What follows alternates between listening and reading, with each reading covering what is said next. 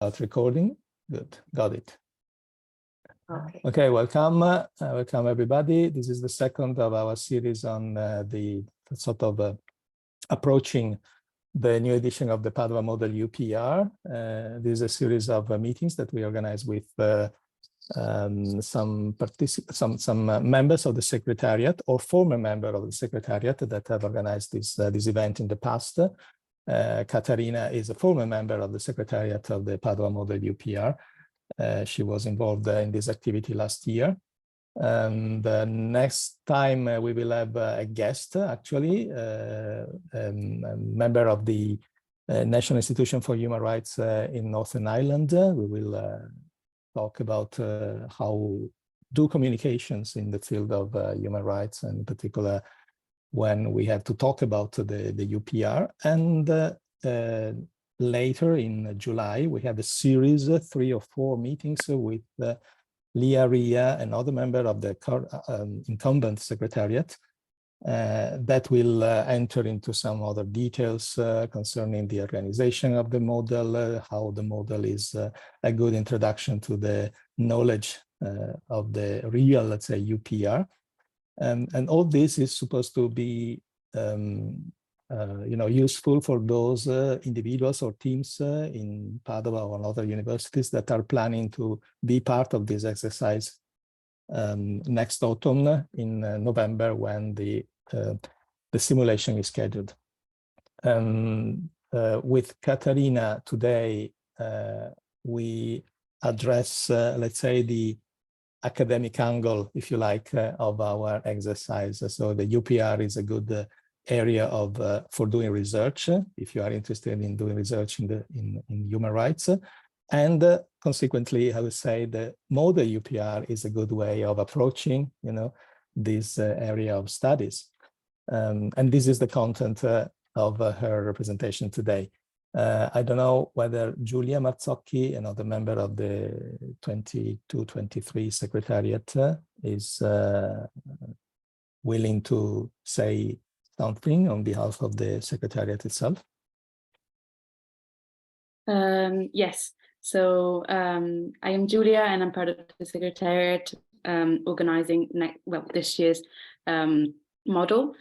And basically our workload is pretty much stayed the same over the past few weeks, I would say. In particular, we're divided into different teams, trying to kind of organize and give the best simulation for future participants. And we have an email that future applicants can use to contact us with any query or doubts or questions. And the application form has been live for 20 days, 22 to be exact now. Yes, we're basically now trying to streamline the application form as much as possible, and trying to coordinate also to organize the actual days of the simulation. Also, because this year we've added an extra day before the Tuesday when the simulation is actually going to start. So yes, we're basically brainstorming and trying to make the Monday before the simulation as useful and as pleasant as possible for the participants, also for Q&A reasons, and to get to know each other and the model better. And as Professor De Stefani put in the chat, that's the email that I was talking about. So we're available there before September and October for whatever query that people might have. Mm-hmm. So all information about this year's model is available in the website. Maybe somebody can add also a link to the page. To the web page in which you have we collect all basic information. Then there are the channels in the social media that you can also use to get informed about what we are preparing. Well, it's time to give the floor to Katharina. Katharina is collaborating now with the Center for Training and Research in Human Rights and Humanitarian, European Center for Training and Research in Human Rights and Humanitarian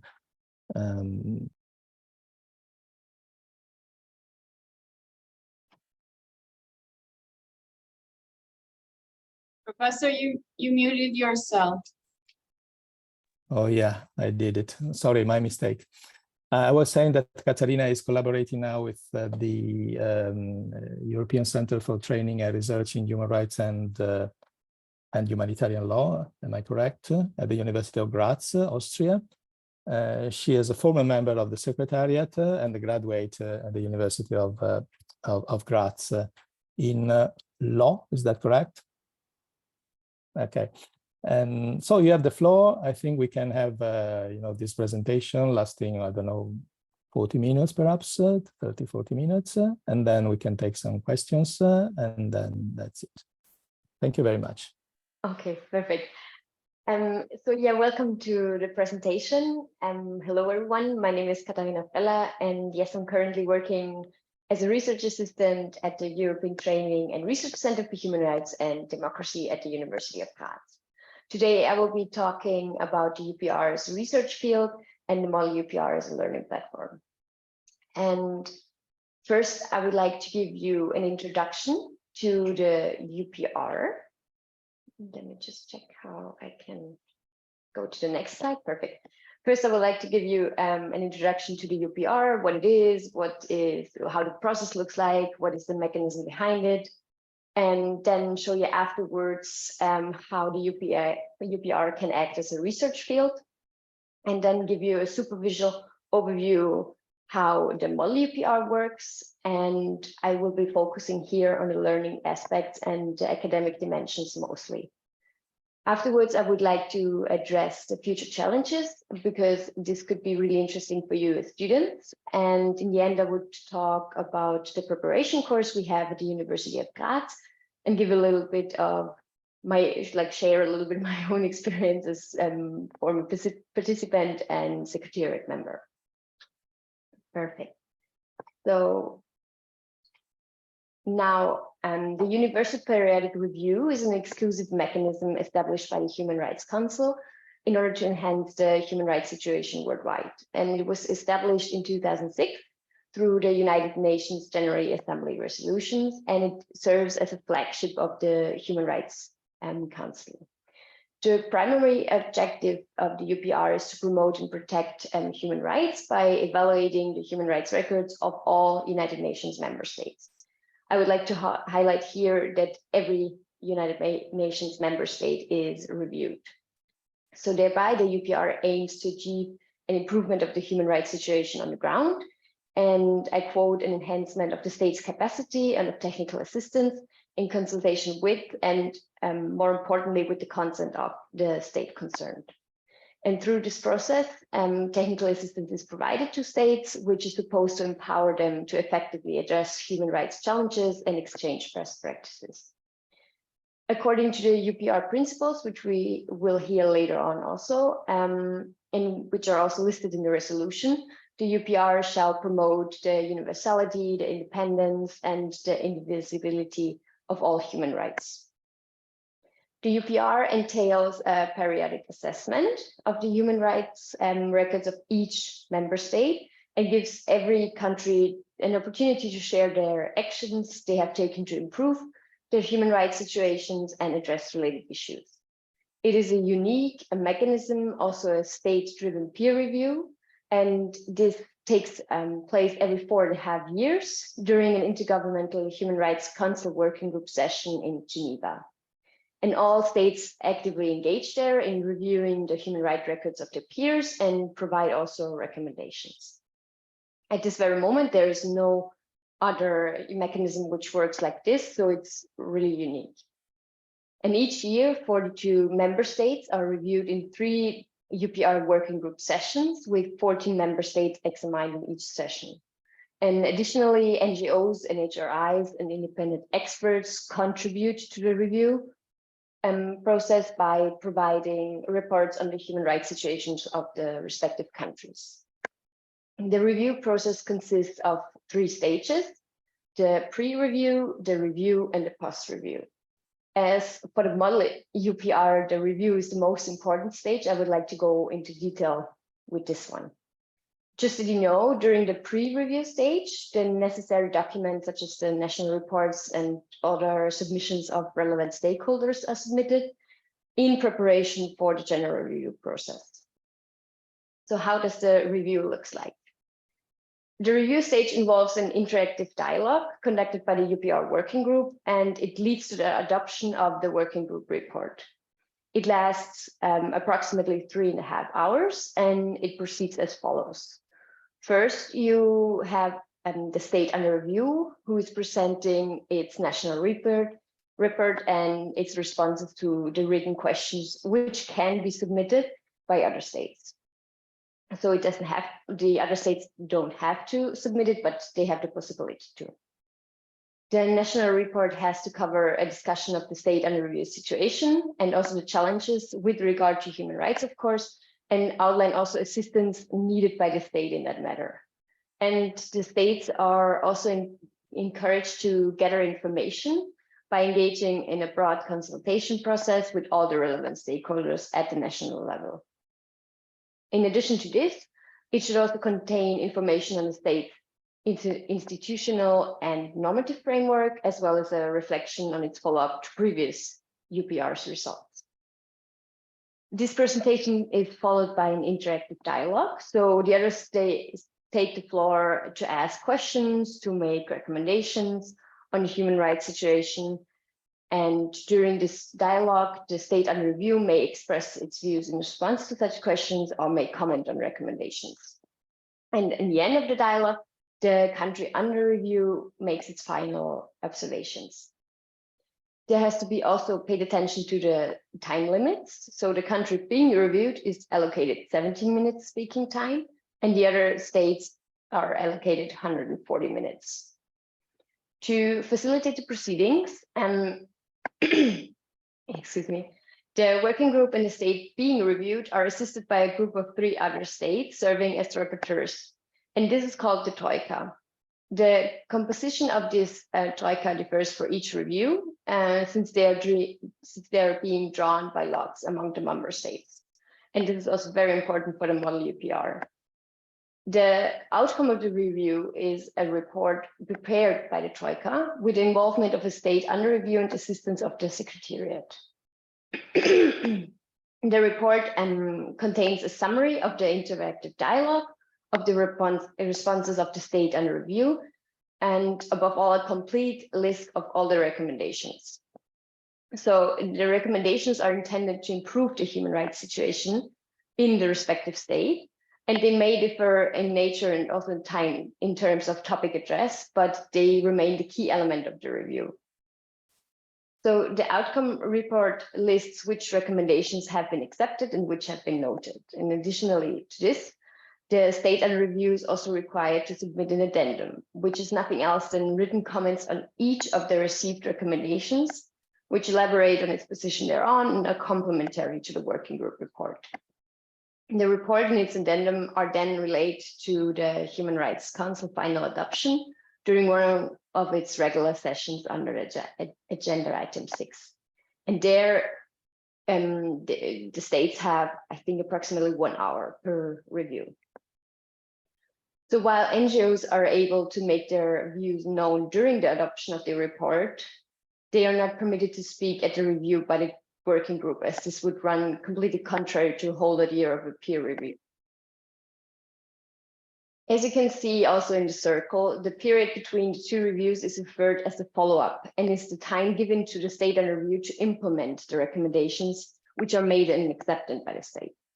So this follow-up is both the most critical and important phase in the whole process, as it's the one in which the objective of improving the human rights situation on the ground is actually realized.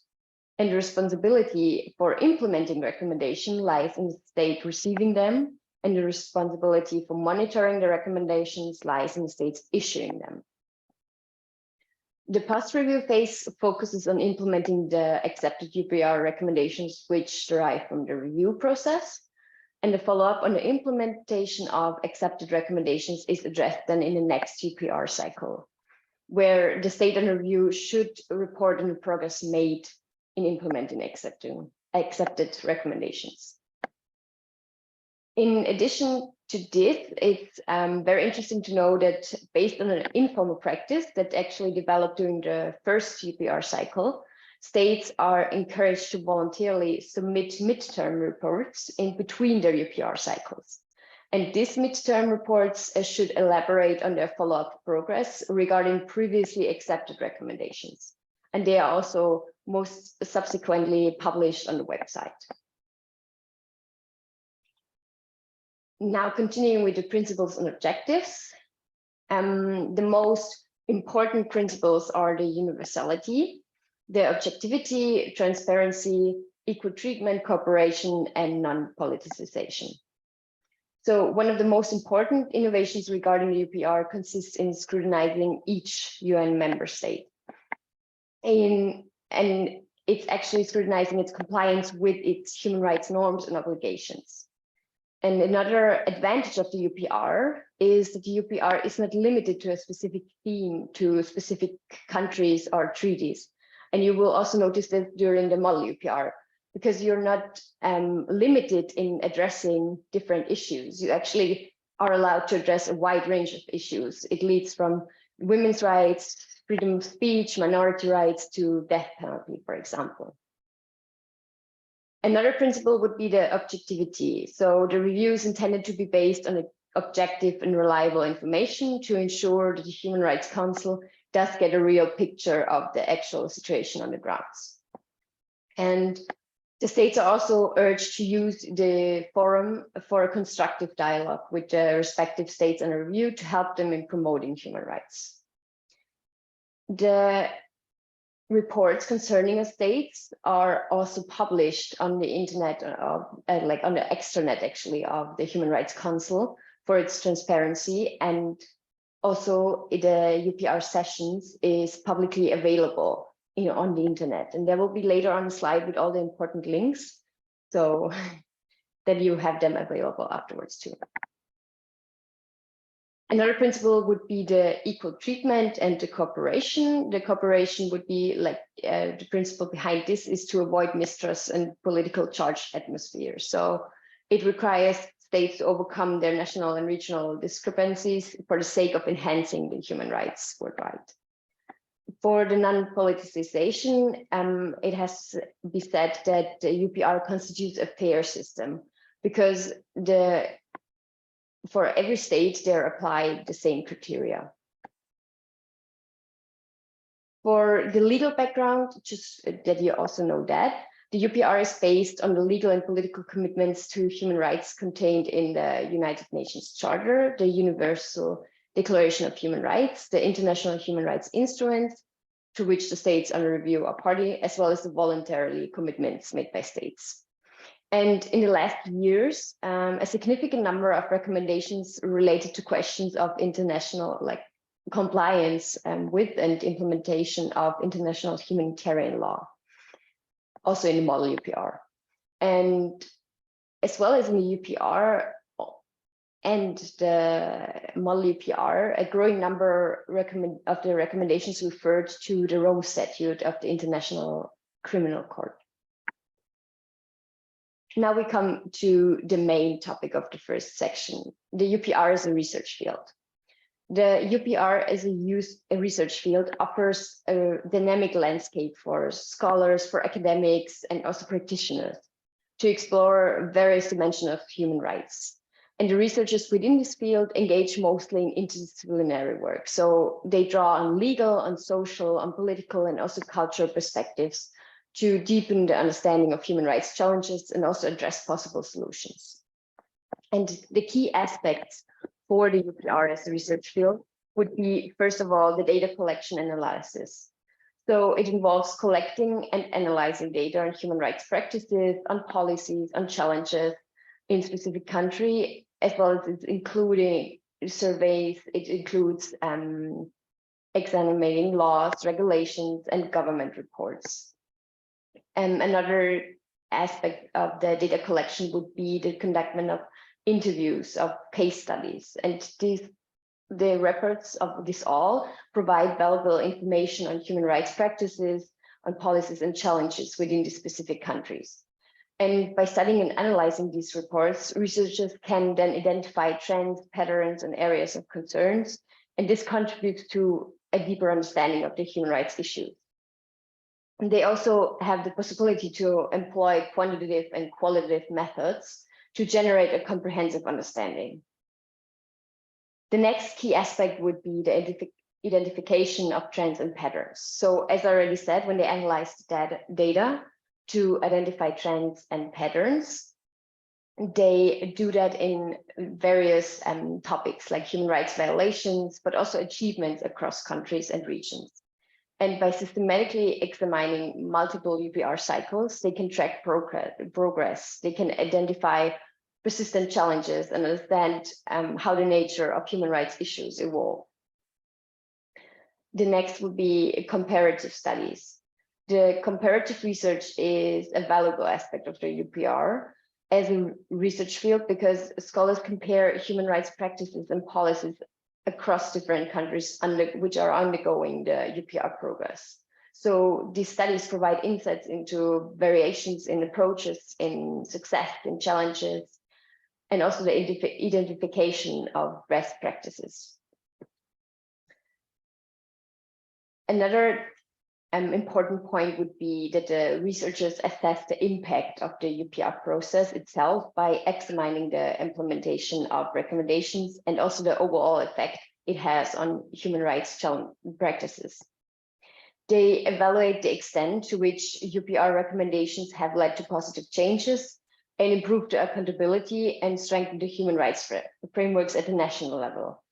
And such impact assessments inform the future UPR cycles and contribute to ongoing refinement of the process. Next would be the stakeholder perspectives. So researchers can explore the perspective of different stakeholders engaged in the UPR process, such as civil society organizations, national human rights institutions, and governments. And by conducting interview surveys, case studies, and researchers can gain an insight into the experiences as well as the challenges and contributions of these stakeholders, offering a comprehensive understanding of the dynamics of the UPR and also, in the end, its effectiveness. The research within the UPR field often also involves the collaboration with civil society organizations and human rights defenders. And the researchers work closely with them together to ensure that their perspectives and experiences are also reflected in the research. And this engagement, it strengthens actually in the end the relevance because it directly addresses the concerns of those most affected by the human rights violations. Last but not least, we have the policy recommendations. So researchers within the UPR play a crucial role in formulating concrete and actionable policy recommendations. So their findings and analysis inform the development of evidence-based recommendations aimed at addressing human rights challenges and promoting positive change. Lastly, a key aspect would also be that the research on the UPR can contribute to raising awareness about human rights issues. So students and researchers can disseminate their findings through academic publications, for example, reports or public forums, and then lead to the fostering of a public dialogue and increase the understanding of these challenges and opportunities. And this research can also contribute to advocacy efforts by providing evidence and support the work of civil society organizations and human rights defenders. So in conclusion, the UPR as a research field offers a platform for interdisciplinary research focused on human rights, of course. And by generating knowledge and evidence, researchers can contribute to a more informed, also more accountable and effective UPR process. Coming now to the Padova Model UPR. So the main question would be here, how can the Model UPR help you understand the real UPR? I will introduce the Model UPR a little bit, since it will be only superficial because I think there will be another training session of my dear colleague Leah in detail about this. So as you might already know, the Padova Model UPR is an annual academic simulation that simply has the purpose of replicating the UPR. So it is a distinctive mechanism established by the UN, as we already heard, in order to assess the human rights records of all UN member states. And the Model UPR now provides participants with a deep understanding of this process conducted in Geneva through an active involvement. So this is an opportunity to familiarize yourself with this important mechanism, and is a unique and interactive platform to explore human rights, to explore democracy and also diplomacy. You will be, during this Model UPR, you will be assuming various roles. You can be state delegates, you can be NGOs, NHIs, and you will gain an insight into the procedure, how it really happens and how it really is to evaluate human rights performances and address violations. And of course, you will be guided with an expert team, including the professor from University of Padua, the Human Rights Center, and also the Student Secretariat, which help you. They provide expert guidance and support throughout this event. And the aim of the Model UPR is to increase simply your knowledge on human rights. It's also the aim of bringing students together from different universities and academic fields, and you can actually learn from each other, and you can combine your theoretical knowledge as well as your practical experience then. Shortly on the agenda, there will be 2 phases. So there will be before the simulation days and during the simulation days. Before the simulation days, you will be having training sessions which provide you with the general information, with more detailed information about the written contributions, so such as the national reports, and also the gameplay, how it works, what is the lobbying, how the lobbying works, and when do you have to submit what in advance. And after that, you will be then on site, I think this year as well, in Padua, and will simulate the whole process. As already mentioned before, I would like to focus more on the learning aspects. So what can you really learn from the Model UPR, which will help you understand the UPR? First of all, I can say that the most important thing is the practical understanding. So the simulation allows you as students to gain a practical understanding of the process by actively participating in a simulated environment. So this hands-on experience helps you grasp the intricacies and dynamics of the whole process, and it will eventually also enhance your ability to comprehend and analyze human rights issues in the real-world context. Another learning aspect would be the critical analysis. So the simulation encourages you to critically evaluate the human rights performances of different states. Therefore, you will analyze strengths, you will analyze weaknesses of the country's approaches to human rights, and also identify maybe areas for improvement as well as areas of concern. And this cultivates automatically your ability to think critically, because you have to assess complex situations and you have to articulate well-supported arguments. And this is an essential skill for academic activities later on, such as writing essays, writing theses, presenting research findings, or simply participate in debates. Another learning aspect would be the diplomatic negotiation. So the simulation often involves role-playing as delegates, as NGOs, or other stakeholders. And through these roles, you will learn the art of diplomatic negotiation dialogue. You have to collaborate, you will have to persuade, you have to find a common ground with others, even if you have different perspectives and interests. So these negotiation skills will help you and are necessary in conducting academic discussions later on, and also like collaborative research projects or engaging in interdisciplinary academic work. The UPR is a multilateral process that takes place within the United Nations framework, and participating in simulation will expose you to the dynamics of international relations. It will expose you to diplomacy. It will expose you to functioning of multilateral organizations. So this in my personal opinion, can broaden your perspectives on global issues after all. As I already said, the networking and the collaboration are also the main learning aspect of the simulation. So you will have to collaborate and network with students from different institutions with different backgrounds. They maybe come from different cultures, and you have to engage with them in discussions. You have to share research findings and exchange ideas. And this will provide you with the ability to work in a multidisciplinary team, because it fosters your intercultural communication skills, and you build a professional network that can extend beyond the simulation, as you see it now with my example. So don't underestimate it, how valuable it could be for future research collaborations or academic pursuits. Most importantly also would be the research skills itself. So engaging in the UPR simulation often requires you to conduct thorough research on human rights records of specific countries. And you will need to gather information, analyze relevant information, and identify human rights violations, and formulate also recommendations. And since this is such an important component of the UPR, I would like to draw a little bit more attention to the research itself as a learning effect and its potential benefits.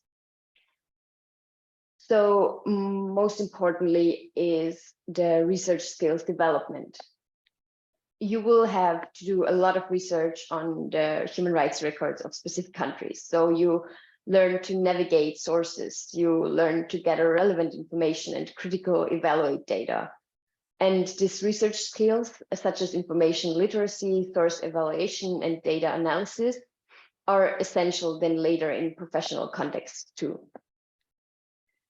As we already said, also this analytical thinking. So you develop analytical thinking skills by learning to identify patterns, connections, discrepancies in human rights data and reports, and this critically analyzing the weaknesses and the strengths of countries and identify areas for improvement. And this will help you to conduct evidence-based analysis and also make informed decisions. Also, like I highlighted it once more, maybe the understanding of complex issues. You delve into complexities of social, political, legal aspects related to human rights violations and also the protections. And this comprehensive understanding of multi-faith issues prepares you to tackle complex problems in your future careers, such as working in international organizations, for example, in human rights advocacy and policymaking, or legal professions, depending on your background, of course. If you're not coming from a legal background, you will also have a solid foundation in human rights law, because you will become familiar with international human rights standards, conventions, and also legal frameworks. The researching and analyzing human rights records during the UPR simulation also cultivates skills in policy analysis and evaluation. So you assess the effectiveness of policies, initiatives, and measures taken by the states.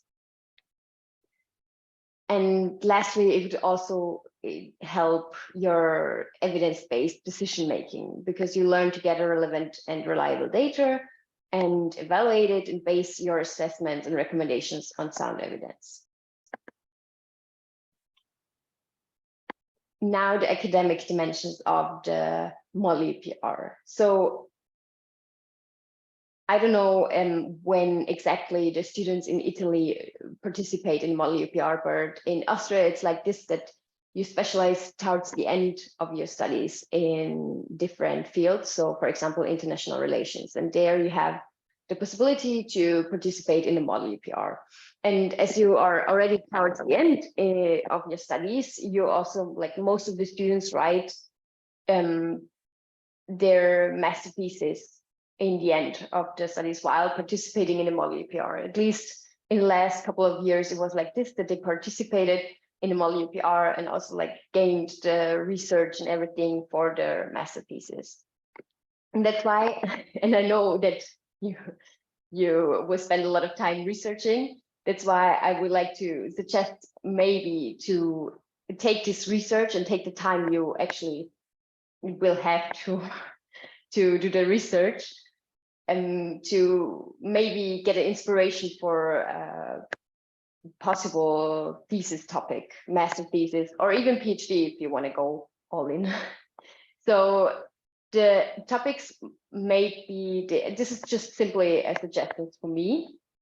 So the first thing which came into my mind was the comparative analysis, because the UPR and the Model UPR involves the review of multiple countries and their human rights records. So this is actually an excellent opportunity to compare this, because you explore similarities, you explore differences in the approaches to human rights across different states, you identify patterns, trends, challenges, and you can even with this study shed light on effective strategies and policy implementations or gaps in human rights protection. Even more in detail would be the human rights data analysis. So you can explore methodologies for human rights data analysis, including quantitative and also qualitative approaches. And you could, like with this research, you could really contribute to advancing the methodologies in human rights research and data analysis. The most popular, I would say, topic would be implementation and impact evaluation. So the simulation involves assessing the implementation of human rights policies and recommendations. And one can focus on evaluating the actual impact it has of these policies and recommendations on the ground. So you could study the progress made by the countries in addressing human rights concerns, in examining challenges faced in the implementations, or you could simply assess the effectiveness of specific measures. So this could really contribute to an understanding of the real world impact, how it is in reality of these human rights initiatives. You can also explore the challenges and barriers faced by different countries in implementing these recommendations. And you can more specifically maybe analyze the factors that facilitate or hinder the effective implementation. This could include political, legal, or resource-related challenges. Depending on where you're from, you could also maybe shed light on the impact on domestic legislation. Of course, you would have maybe to have a legal background, because you will investigate how the whole process influences the domestic legislation and policy reforms. And you can investigate the impact of the recommendations on national legal frameworks or the incorporation of international human rights standards in your domestic law. You also can stop right at process and think, okay, what are the process, like look at the process firsthand and maybe take this as an inspiration to evaluate and assess the UPR mechanism itself. As we will hear later on, it will have, like, from my personal view, also challenges. And that's why you can also explore the strengths and weaknesses of the UPR process and its effectiveness, and also its impact on state compliance with human rights obligations. And for me, this kind of research would be very important, because it can also contribute to discussions on the improvement as well as the reform of the UPR mechanism. Another interesting topic would be the accountability and compliance. So the UPR also raises questions about the accountability of states in fulfilling their human rights obligations. You could maybe analyze the mechanisms for monitoring or assessing states' compliance with UPR recommendations. You can also explore the challenges and opportunities for holding states accountable for their human rights commitments. Another academic dimension of the Model UPR would be to research or go more in detail about the different stakeholder perspectives. So, of course, in the simulation, you will be assigned various roles, as I already said, the state delegate, NGOs, or NGIs. So you can investigate these perspectives and examine their views and their interests and interactions within the UPR process. So you can also provide insights into the dynamics of multilateral negotiations. And you can also explore the crucial role played by civil society organizations in the UPR progress, examining their contributions, their challenge, their influence, and yeah, maybe also investigate strategies employed by them, their engagement, and also their advocacy efforts. Now coming to the future challenges, and this is for me a very interesting topic because these kind of topics also could be an inspiration for research projects or other academic work. And future challenge of the UPR would be, first of all, the lack of binding mechanism. So this is a relatively significant weakness in my personal opinion, because the recommendations of the UPR are not legally binding. So states are expected to consider and implement recommendations received, but they have the discretion to say, okay, we accept them or we note them. So this whole voluntary nature limits a bit the enforceability, as there are no direct consequences for non-compliance. And states can then selectively prioritize recommendations or choose to simply not act on them. And this can then afterwards undermine the whole effectiveness and impact of the mechanism. Another future challenge would be the selective reporting and transparency. So the UPR heavily relies on states self-reporting and the information provided in the national reports. The system introduces the possibility of bias. The states may present a selective or like an overall positive picture. And of course, I'm well aware you will do the same in the Model UPR. You will also present your country, if you're a state delegate, in the most positive way.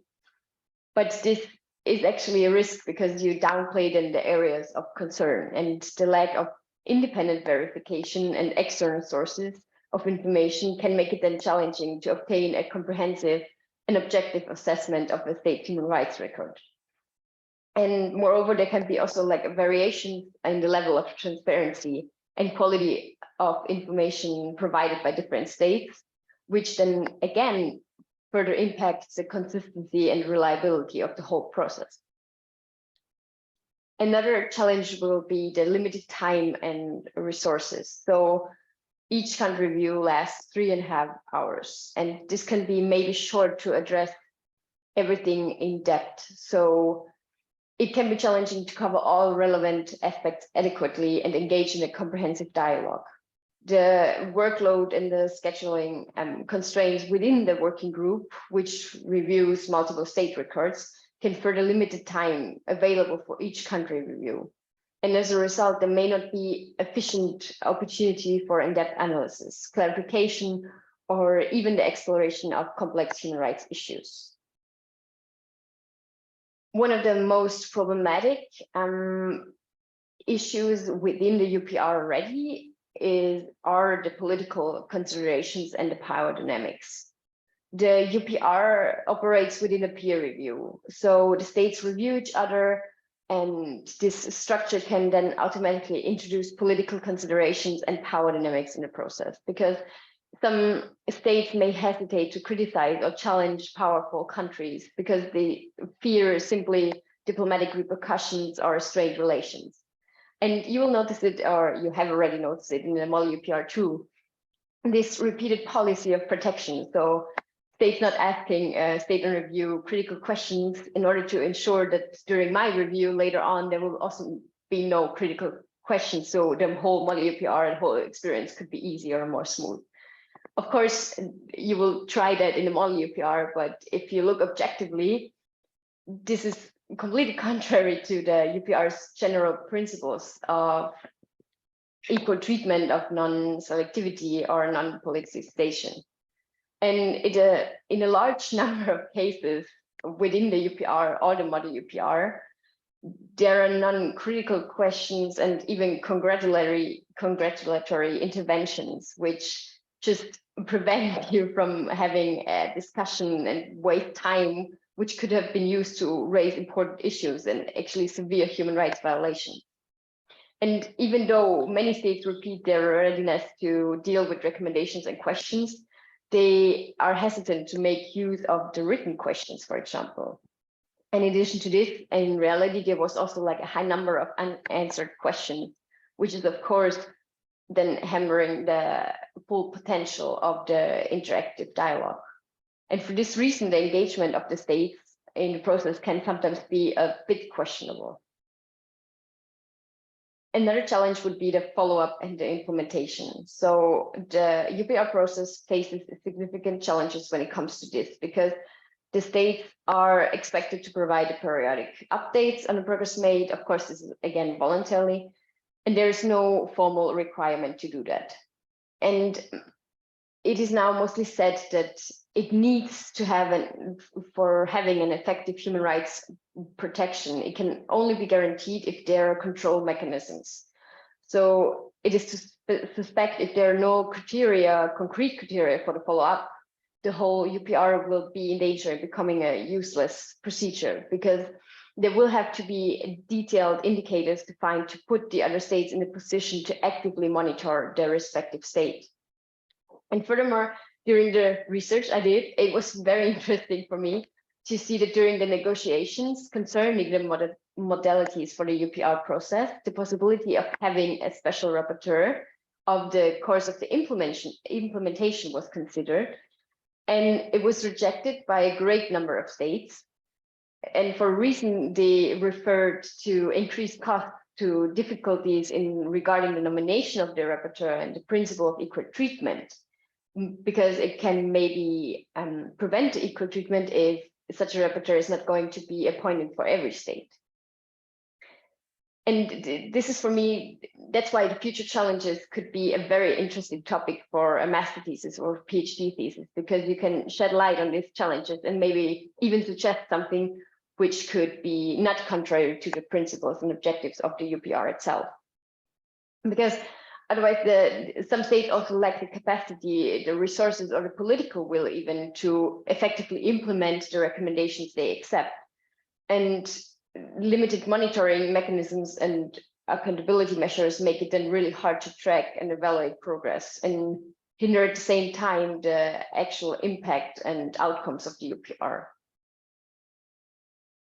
Another challenge is the limited civil society participation. So, of course, the UPR encourages the participation of civil society organizations, but the level of engagement can vary from country to country, because in some countries, as you might know already, the civil society organizations face restrictions. They face intimidation. They have reprisals for their involvement in the UPR process.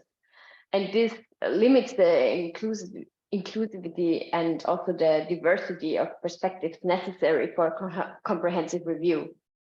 Because, as already said, of course, the states will present their state in the most positive way. And it is crucial to ensure an environment for this civil society participation to safeguard actually the rights of freedom of speech, freedom of expression, association, and also assembly. And apart from that, another difficulty faced by the NGOs, for example, is the limited material resources. Because to be able to lobby and to be able to be present, you will have to have financial and also personal capacities. And this already, again, presents a considerable barrier for small NGOs, in particular those from developing countries. And one of other disadvantages would be the scrutiny of state being entirely based on the national report. So without the NGO lobbying between the member states for their viewpoint, a lot of states would probably not take their compilation into account, because during the working group sessions, the civil society is not allowed to intervene, but they do have the possibility to be present and to lobby among the state representatives. As you might know already, for the model UPR, this lobbying also takes a huge, important part of the whole simulation.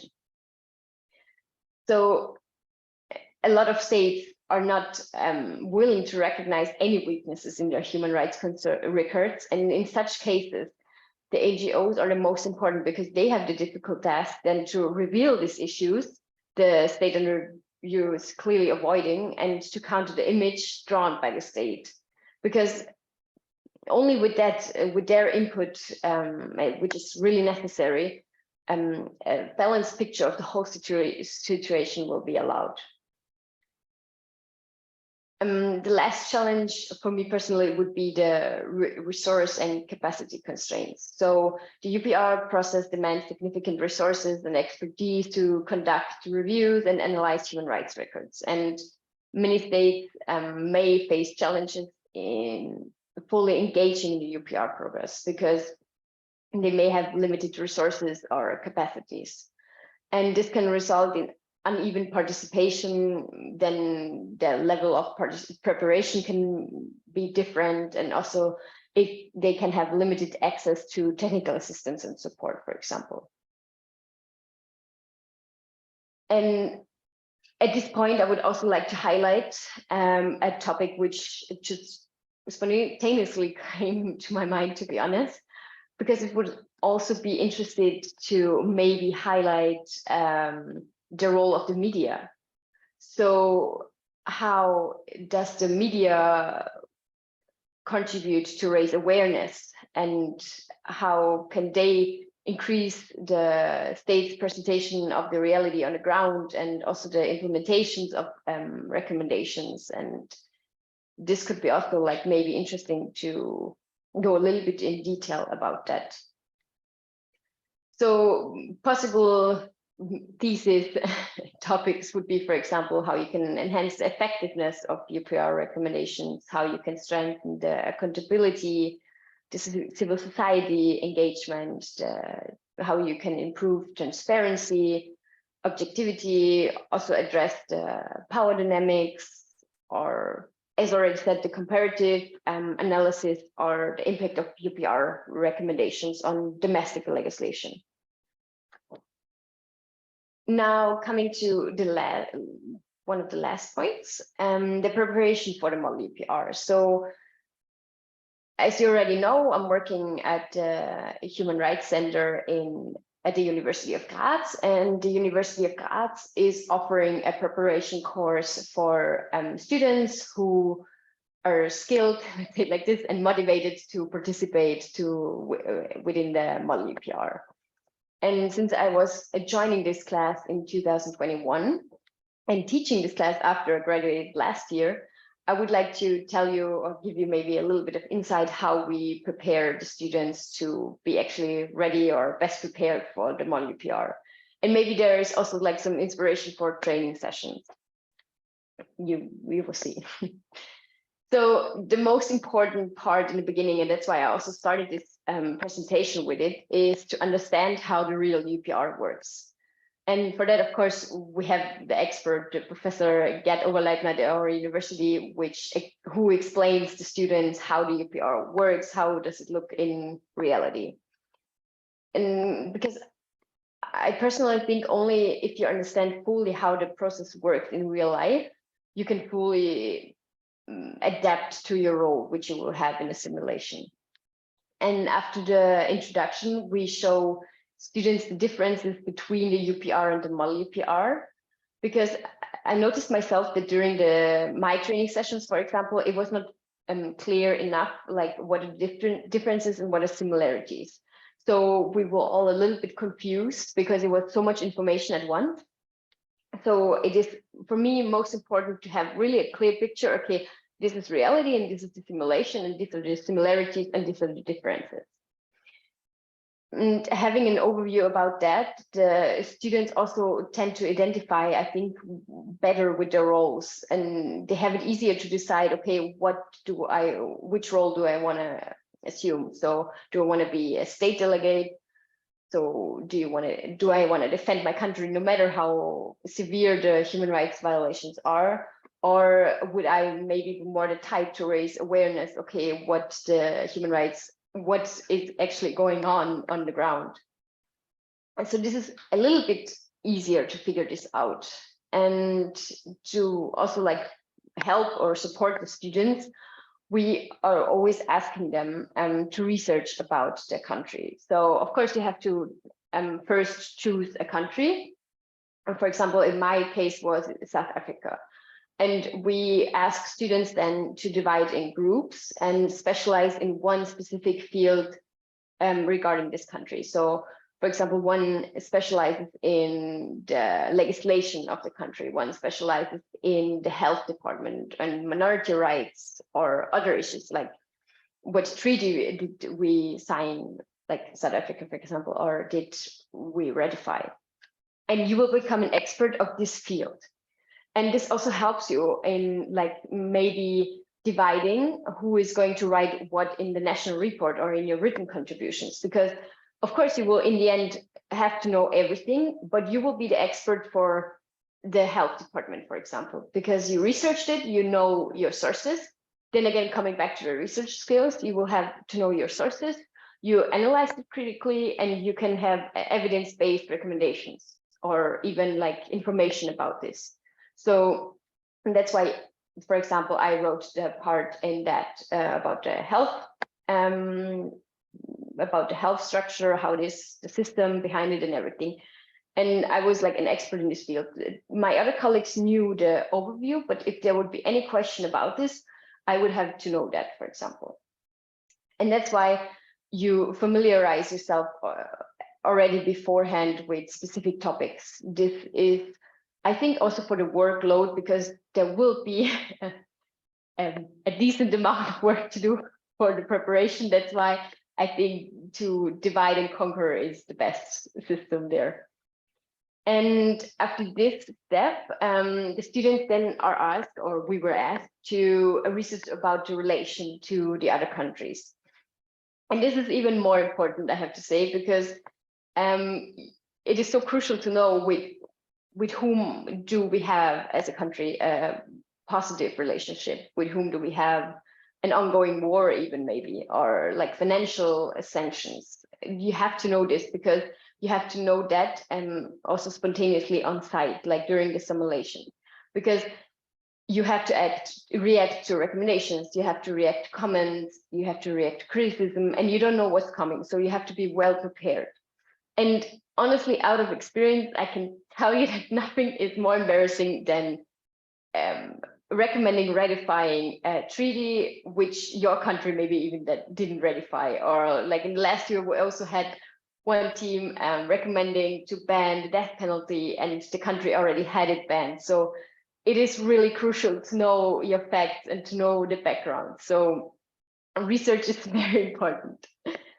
And I can only like now say maybe for the States team, after these research tasks, you get already a feeling, okay, well, what do I want to do? Do I want to defend the country, and do I want to like have all these good arguments, which of course you want to present your country again from a positive light, so we will have arguments that the human rights violations which are ongoing are even not even that bad or something like this. So we had, for example, after this research in our team, our students, okay, they were so motivated with all the knowledge to defend South Africa, and because they have gained so much knowledge about within the research, that they say, okay, we have already a structure, we have a strategy, how we want to defend this and this issue. Whereas on the other side, there was one student who wanted to go or specialized in diplomacy after her studies. So she said, okay, for my future career, this would be more like even better in preparation, that I would be becoming the recommending state, because I want to know more about the international relations. I want to know like what can I recommend to this country and stuff like this. So during this research, you also help the students to figure out, okay, which role do I want to be?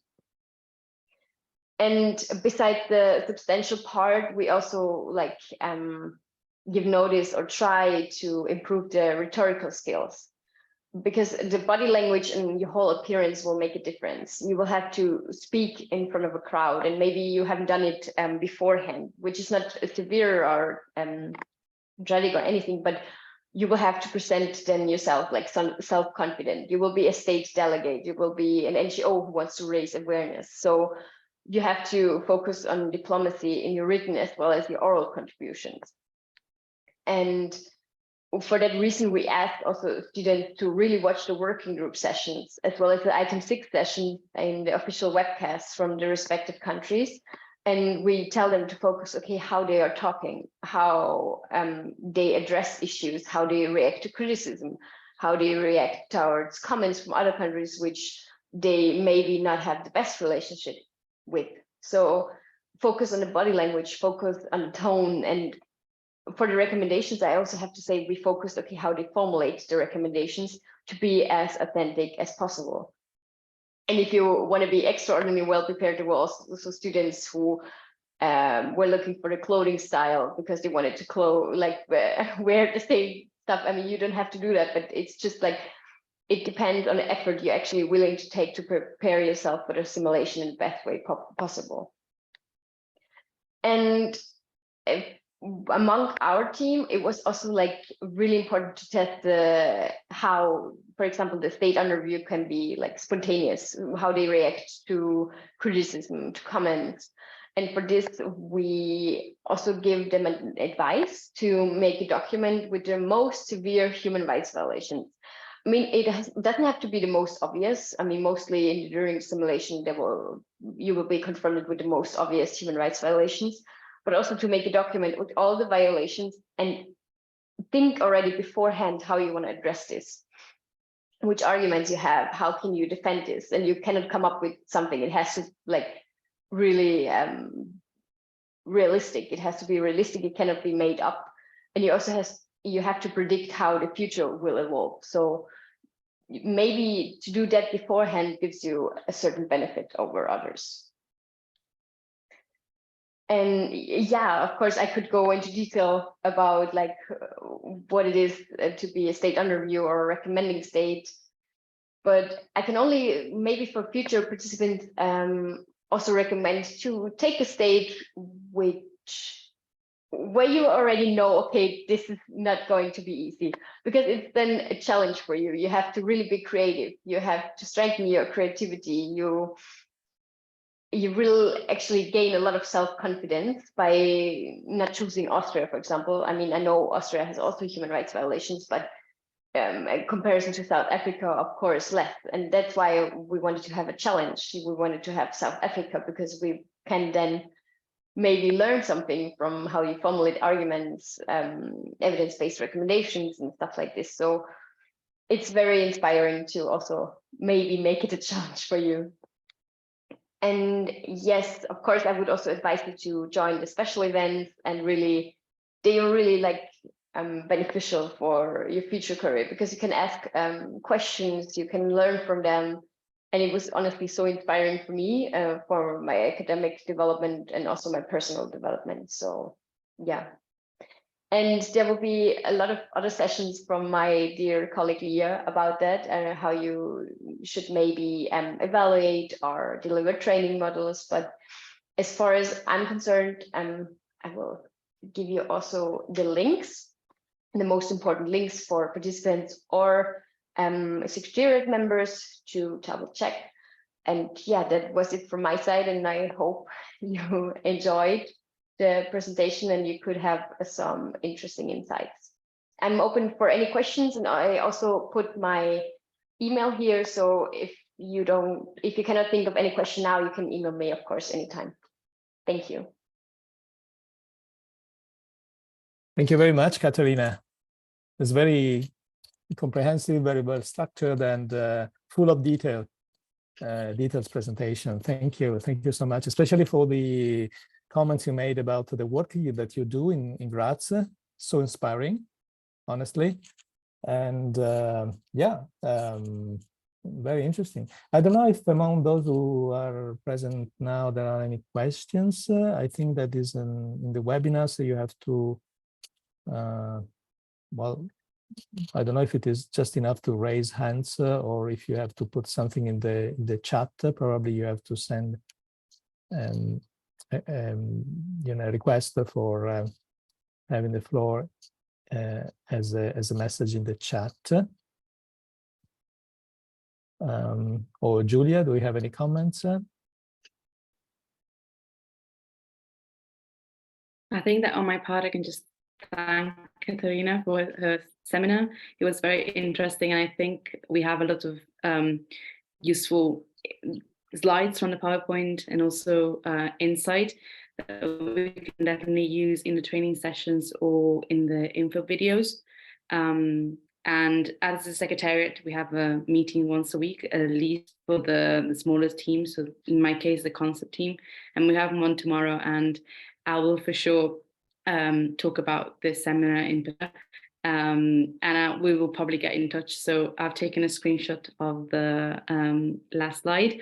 And also maybe I will get in contact with the Human Rights Center and Sophia to ask if we can receive and get the slides from Katharina and also from Nicoletta Zappilli from 2 weeks ago, because it would be very interesting to use them as well, maybe in the trainings if possible. And I just thought that it was very interesting how the two seminars kind of complemented each other, because with Nicoletta Zappilli from UPR Info, we analyzed kind of the role of civil society and how important and crucial it is within the UPR. But you also mentioned some of its limitations, also because, of course, they cannot make direct recommendations to the states and have to lobby. And then that's also with regards to local NGOs, and in the case for the UPR model, the Padova UPR model as well. As a secretariat, we were in charge of choosing the states and the NHRIs and the INGOs. And in choosing the states, of course, we try to respect geographical representation. But then we also need states with functional and active NHRIs with available websites with reports, etc. And so that was particularly tricky at times to find states that had those civil society organizations within their system, like the government system, which is why, yes, and as Professor Stephanie is showing right now, this is what we could decide in the end, the states and also the NGOs. And the NGOs, at the end, we decided to stick with international INGOs, because in that way they have a wider angle and they have reports on their websites. But that's, yeah, I would say, as you commented and as you mentioned, it's kind of a limitation that maybe smaller NGOs are not able to make that big of an impact, unfortunately, at least thus far. But yes, so thank you very much, Katharina, again for of course, you're welcome. Thank you very much. Yeah, I'm showing the list of the states that have been selected to participate, to be, you know, both the recommended states and states under review in this simulation. So Chile, Mauritius, Mexico, New Zealand, Saudi Arabia, Slovakia. Then the six, I think there are six, yes, international NGOs and the national human rights institutions involved in this debate. So next participants can already figure out and start maybe doing some research, you know, figure out what can be their, you know, role in representing Chile or in playing the role of ECPAT. One thing I want to stress is that this is an exercise in gamification of, you know, learning about human rights, about law, about diplomacy, about international relations, and so on. So since it is a game, basically, so that I'm talking about the model UPR, it is basically a game, and you have to really deeply understand the rule of the game and how the game can, you know, help you better navigate the reality. This is the, in a sense, yeah, the purpose of playing games. For children, for adults, etc. And also to practice in a safer place, in a safe place, what is going to be the reality that you have to face, maybe as a young person, member of a civil society group, as a young professional, in the diplomatic service, and so on and so forth. The ultimate purpose of this exercise is really to socialize the knowledge that we try to establish at the university level about the UPR, to make sure that in the future in our countries there is at least some people, some young people that are aware of the limits, the opportunities of this process, that can engage directly or within their organizations and so on in these activities. So to make the UPR be not just a cosmetic exercise that states do in Geneva once every 4 or 5 years, but something that can really help improving the situations of human rights in a country or in a town, in a space, etc. Use effectively this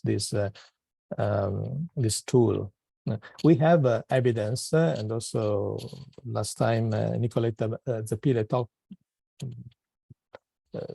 talked about some evidence that show that the debate that takes place within the human rights context can have an impact, can change something, maybe small things, but it's a conversation that we can start. And of course, to have a conversation, we need people who are, who know the terms of this conversation, know what we are talking about.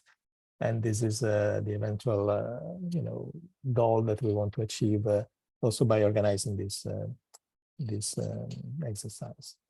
Okay, thanks a lot. I think we can close now. We have again collected excellent materials for our training.